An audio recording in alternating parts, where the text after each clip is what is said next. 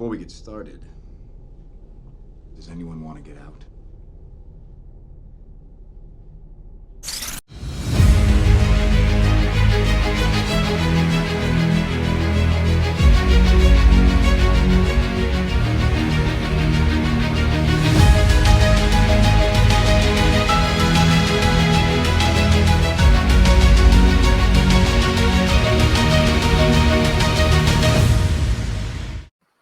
Hello, everybody, and welcome to this very special episode of the Phoenix Press.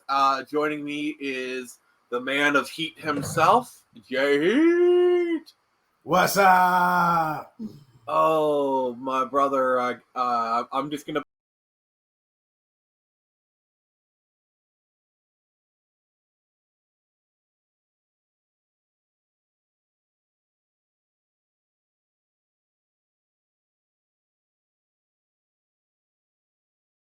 Nice. Yeah, I'm gonna have to make you a new one because that triggers the copyright thing. I think I'm playing it too long as a different song, so I'm gonna have to. I'm probably gonna use the same video because the video portion is probably fine. It's just the music triggers copyright. So yeah. Basically in this this will be a 2-part episode. First episode will be up on my channel on Monday, and then the next episode will be on Jay Heat's channel whenever he decides to upload it. Hopefully soon. Yeah, And probably Tuesday or something or whenever you decide. And be on the lookout for Blazing Shonen episode 4, where I talk about the Boruto series and the recent shakeup with chapter 79. I did have to take a week off due to family concerns, but Blazing Shonen is still active. And I am wrapping up that script now and working on episode 5, which is going to be the Boom Studios comic. Just a quick summation of that in time for Once and Always. So you should have both projects out by the 18th. Sounds good to me. So yeah, this for this 2-parter, we'll be covering two very important movies. On this episode, we'll be covering the 1995 Power Rangers movie, and then over on Jay Heat's channel, we'll be covering the 2017 reboot. We'll be kind of comparing and contrasting the two, and yeah, like you said, Once and Always, and then I'll be doing my stream on the 20th. It'll be really sweet. So this week's going to be pretty cool. So yeah, Jay Heat, what's your history with the 1995 movie? Actually, my older brother and I, who's actually a few years older than me, we had the original tape for Mighty Morphin 1995, Mr. Ooze. We could quote that film for days. And Ooze is back. Believe it or not, I mean, I'm sure every Power Rangers fan knows this, but Mighty Morphin 95 was just a theatrical readaptation of the Ninja arc from the original show. I think it was I want to say it was mostly original footage. It was all original footage. Okay, it was all original footage. Okay, because I do remember Zyranger 2 did their version of the Ninja arc for Super Sentai. But, that was the first 10 episodes of season 3. Okay. But yeah, it's just first of all, when I first saw this as a kid, I actually confused. I didn't know where this movie took place as a kid. I had to go back to Mighty Morphin because it was a little bit before my time, and I realized not only this was the Ninja arc essentially, but this was amid season 3, or at least a movie adaptation of season 3, where Rocky, Zach, and Trini had already left the show. So that was a little bit of whiplash for me because, I'm just going to say this was Rocky's best performance, the actor and the character, because Rocky always gets stuck in Jason's shadow, but Rocky really came into his own in this movie. I'd argue he kind of came into his own a little bit more in Zeo when he had his own kind of power set, but that's his own kind of set of issues. Yeah, for better or for worse. And so this film was made in Chicago. They actually moved the entire show to Australia. If you actually watch season 2, towards the latter half of season 2, they're in Australia for a bunch of episodes for some reason. I didn't know that. You learn the more you know. Yeah. Wait, do you actually have that clip? Like the more you know with the rainbow, but nah, moment's I gone. don't, but I probably should get it. That would be funny. That'd be funny. What? But back, okay. Mighty Morphin 95 is basically just the Rangers taking an off day, having some fun, go skydiving. Then all of a sudden, I believe around the 10-minute mark, Rita and Goldar. I don't wait. Is Zed in this movie? I don't remember if Lord Zed is he. Does he actually make an appearance in this movie? I think Lord it's just Zed Rita. is in this movie. Lord Zed Okay. is. Okay. He is in this movie. Okay. So Lord Zed and Rita pretty much concoct their own schemes, and they require some special help from an artifact. And let's just say this does kind of remind you of Majin Buu from Dragon Ball with how campy this is. Yeah. The guy who plays Ivan Ooze, he's hamming it up and having a good old time. Oh, he's enjoying every second of it. But The Black Plague! The Brady Bunch reunion. He's like, I'm just here for the paycheck. I literally could not care even if he asked me to. I'm just having fun. And there were actually a lot of references in this movie that that very much went over our heads. Yes. But on a rewatch, I'm like, there's like at least 7 double entendres in the first act alone. Yeah, it's like it's like trying to watch Rocco's Modern Life as a kid. You're like, how the hell did this pass the censors? like they're like seriously, go back and try and watch Rocco's Modern Life.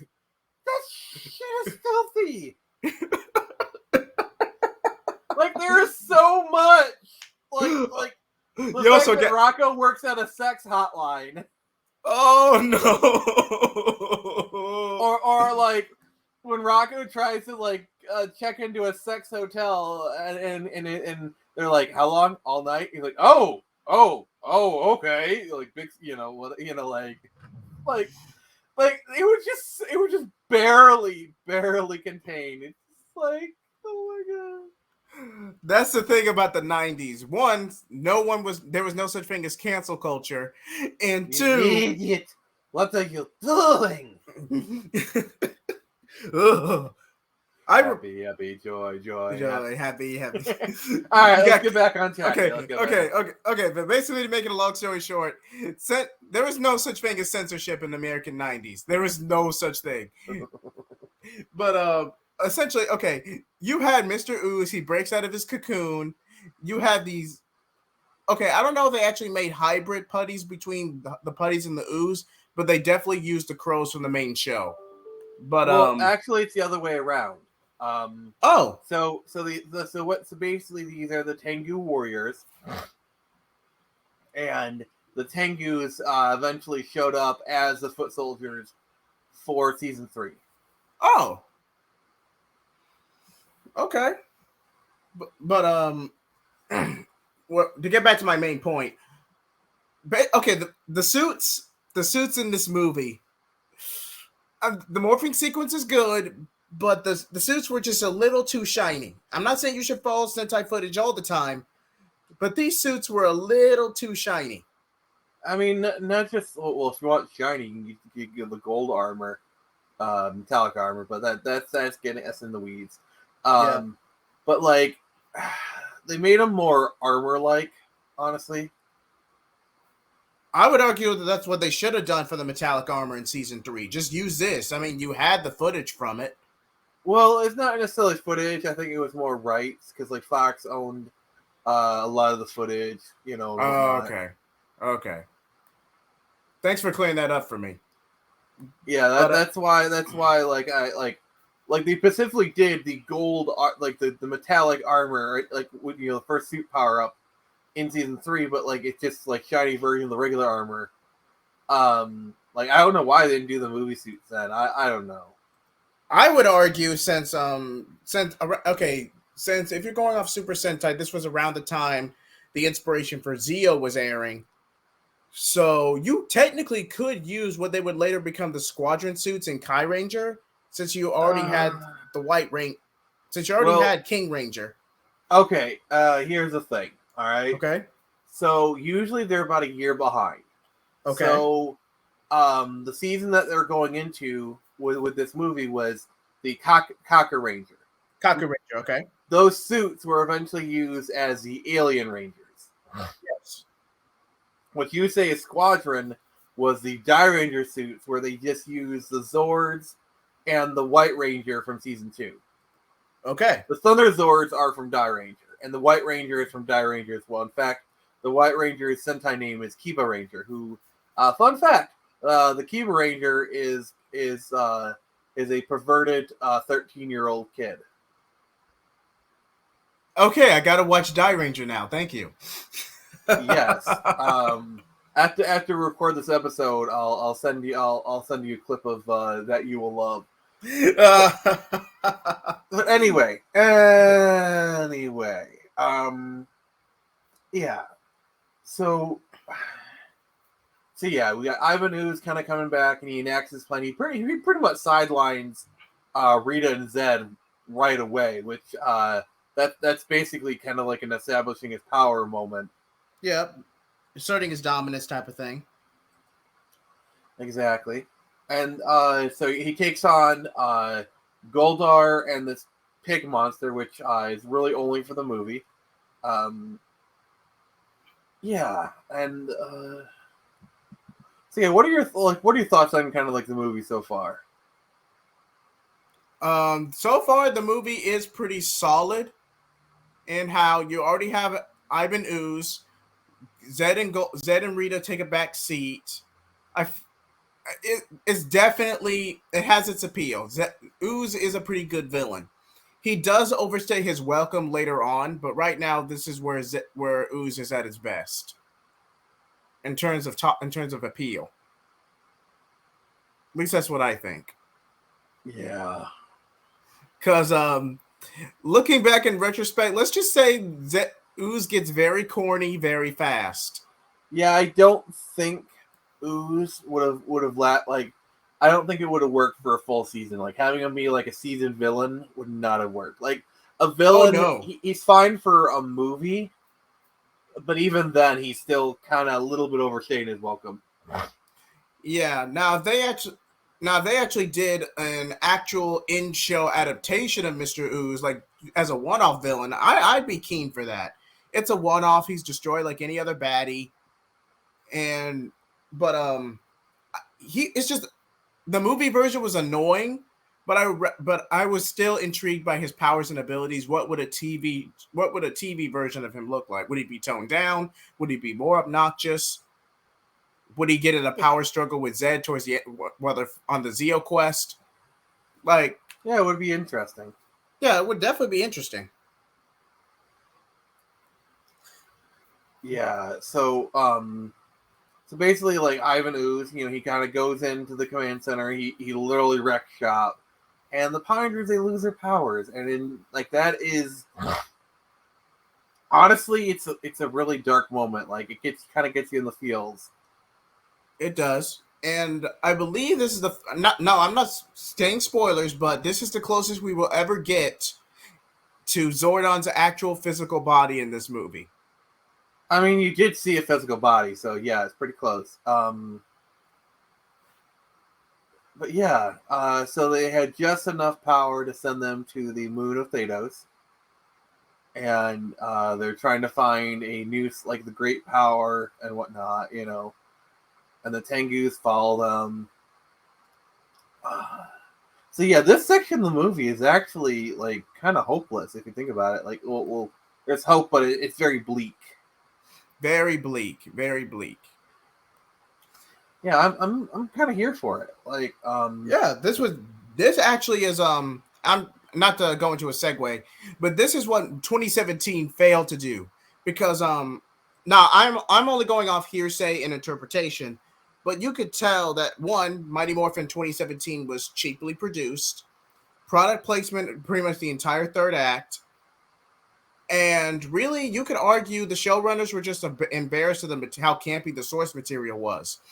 You're adapting an adaptation of Super Sentai, arguably the most campiest piece of media in the past century.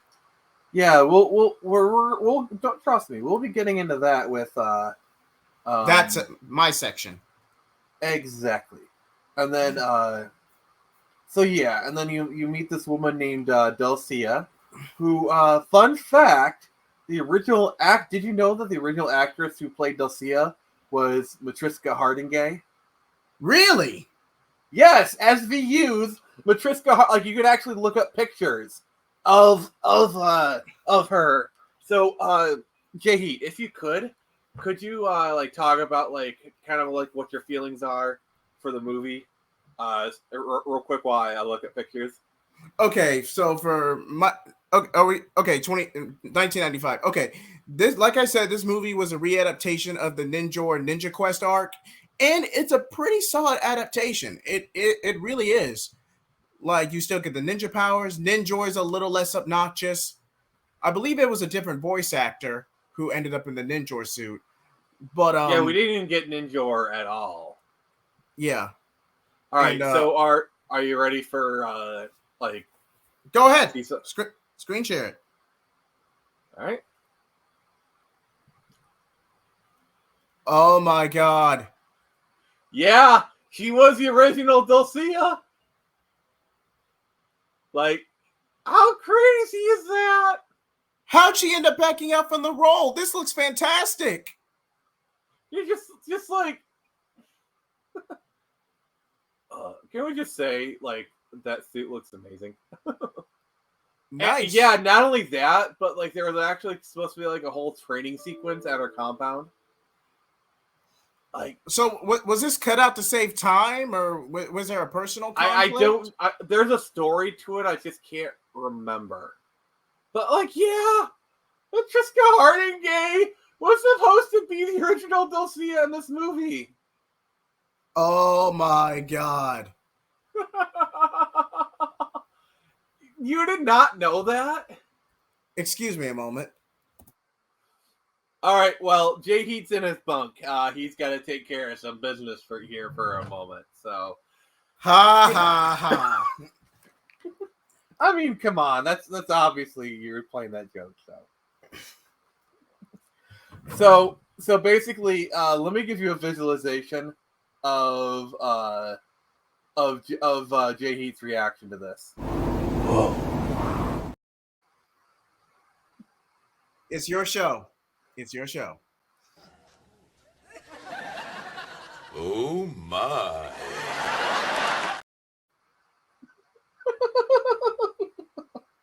You're doing this, aren't you? Oh, fit.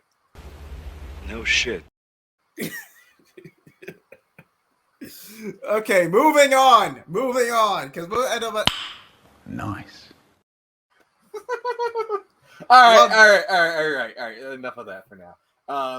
So yes, so we kind of get the sequence where they're by the fire, and she blows some crack cocaine on them, and all of a sudden their clothes change.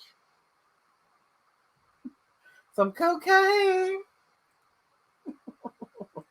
and so they get their ninjetti powers. You know, they're kind of ninja stuff, and Jay, you know that moment where where like Adam's looking all solemn, he's like, "I'm a frog." You remember that moment?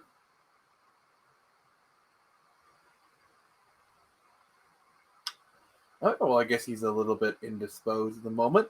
So yes, so that the frog moment was completely improvised, and on his part, and they just kind of rolled with it. And honestly, I thought it was a good moment. Yeah, Jay, what did you think about like the ninja suits and jetty suits? And yeah.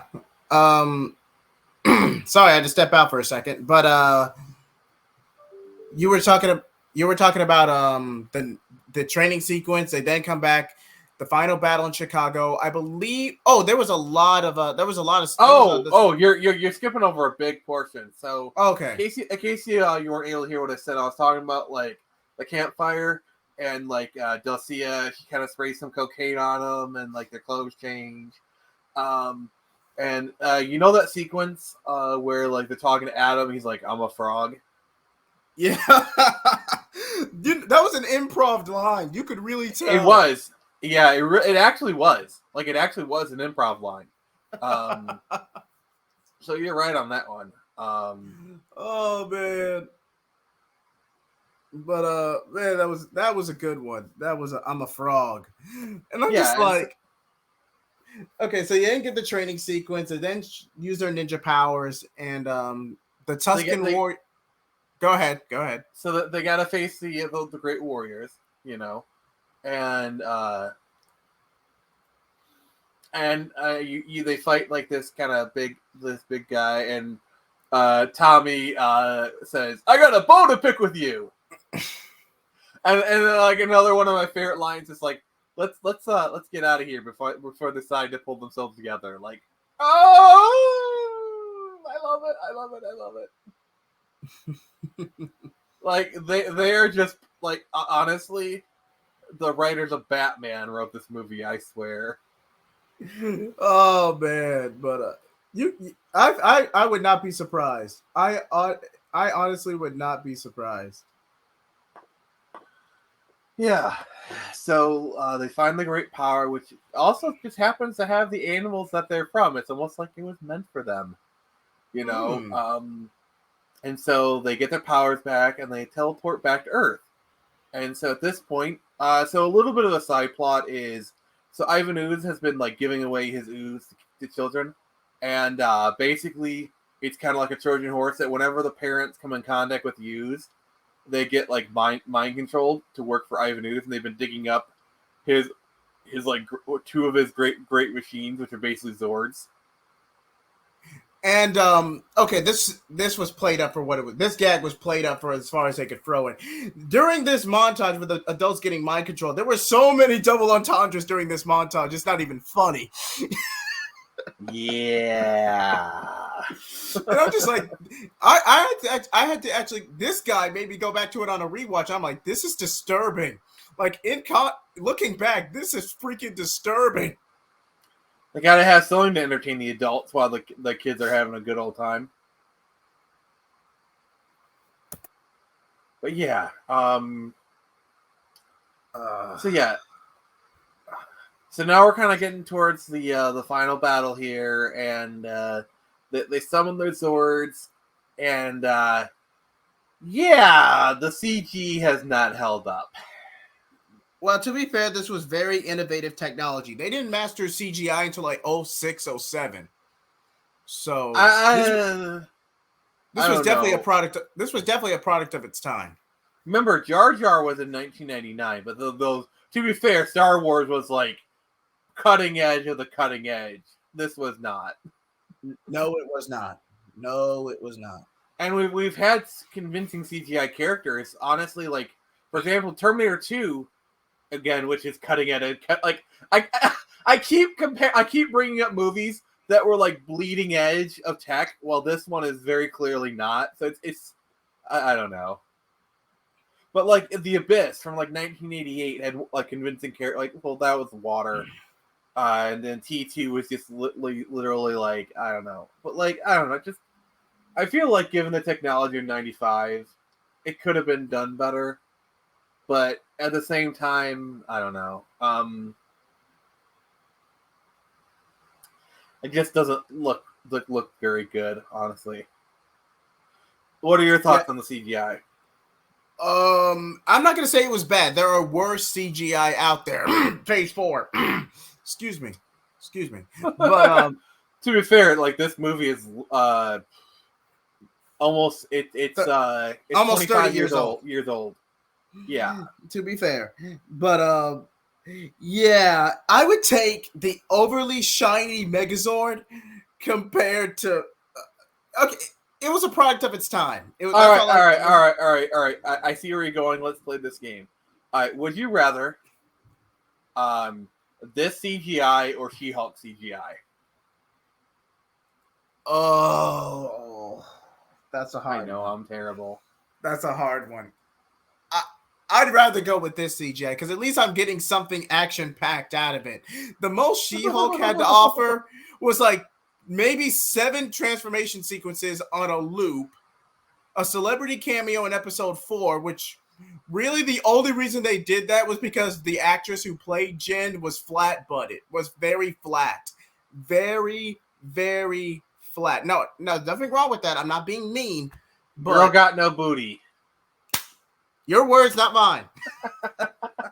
So, hey, I'm the owner of the channel, so I'll take the hit for you. That white girl got no booty. Got no booty.